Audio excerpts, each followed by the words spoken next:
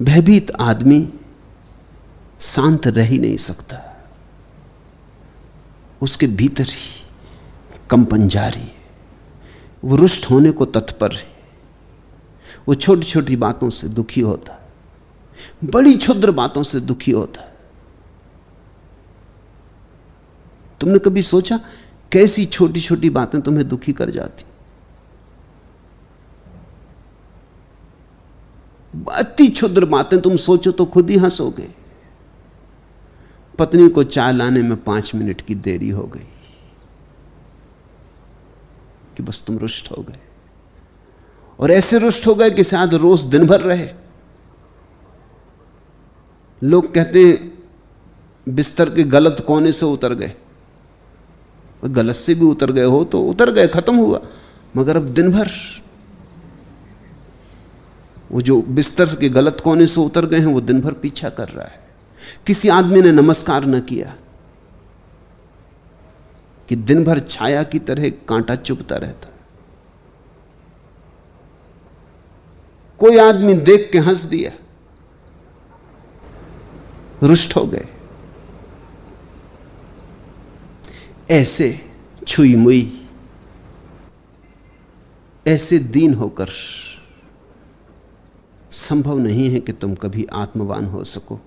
जरा देखो भी तो किन बातों पर रुष्ट हो रहे हैं। इन बातों में कुछ सार भी है। अगर तुम गौर से देखोगे तो 100 में से 99 तो तुम असार पाओगे जिनमें रुष्ट होने का कोई कारण नहीं, और एक जो तुम सार की पाओगे उसके साथ तुम पाओगे कि अगर तुम रुष्ट हो जाओ तो बिगड़ जाएगी बात। वो जो सार की बात है अगर रुष्ट न हुए तो ही संभल पाएगी। तो जो व्यर्थ की बातें हैं उनके कारण हम रुष्ट होते, अपने को बिगाड़ते हैं, और जो सार्थक बातें हैं रुष्ट होकर उन बातों को बिगाड़ लेते। क्रोध में कब कौन आदमी सम्यक व्यवहार कर पाया? रुष्ट होकर आदमी तो मतांध हो जाता है। उस अंधेपन में कौन ठीक चल पाया? जितनी कठिन समस्या हो सामने उतनी ही शांत चित्त की अवस्था चाहिए, तो ही तुम उसे हल कर पाओगे। लोग कहते हैं बड़ी समस्या में उलझा हुआ हूं इसलिए बड़ा बेचैन हूं। बेचैन हो तो समस्या सुलझेगी कैसे? सुलझाएगा कौन? ये तो तुम बड़ा उल्टा कर रहे हो। जब कोई समस्या ना हो तब बेचैन हो लेना, कोई हर्जा नहीं। जब समस्या हो तब तो बड़े चैन में हो जाओ, तब तो बड़े शांत हो जाओ, क्योंकि हल तुम्हें करना है। शांत हृदय से हल आ सकेगा।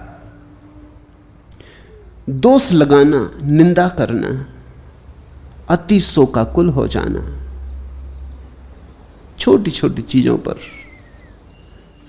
फाउंटेन पेन ठीक नहीं चल रहा, खर खर की आवाज कर रहा है, शोकाकुल हो गए। अपने व्यवहार को जांचते रहो, देखते रहो। बोकुजू ज़ेन फकीर हुआ, वो जब अपने गुरु के पास था, छोटा बच्चा था, उसका काम था गुरु का कमरा साफ करना। कमरा साफ कर रहा था कि गुरु के पास एक बड़ा बहुमूल्य मूर्ति थी, बड़ी बहुमूल्य मूर्ति थी बुद्ध की। वो गिर गई, वो चकनाचूर हो गई। वो बहुत घबराया। गुरु को उस मूर्ति से बड़ा लगाव है। वो रोज 2 फूल उस मूर्ति के चरणों में चढ़ा जाते, और सदियों पुरानी मूर्ति है। गुरु के पास थी और गुरु के पास थी, और पीढ़ी दर पीढ़ी वसीयत की तरह मिली है। ये क्या हो गया? वो घबरा ही रहा था कि तभी गुरु कमरे में आ गया। तो उसने मूर्ति अपने दोनों हाथों के पीछे छिपा ली, और उसने गुरु से कहा एक बात पूछनी, जब कोई आदमी मरता है तो क्यों मरता है? तो उसके गुरु ने कहा उसका समय आ गया। तो उसने कहा कि आपकी मूर्ति का समय आ गया।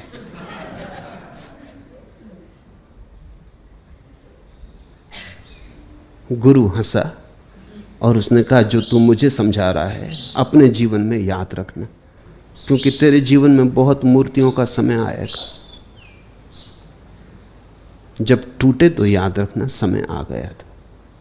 और बोकुजू कहता है वही बात उसके जीवन को बदलने वाली बन गई।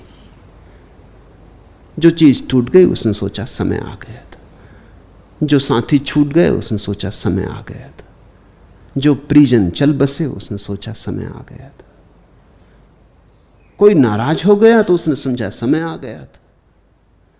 बोकुजू ने कहा कि यह बात मेरे लिए सूत्र बन गई, ये अहिर्निश मेरे मन में रहने लगा कि वही होता है जिसका समय आ गया था।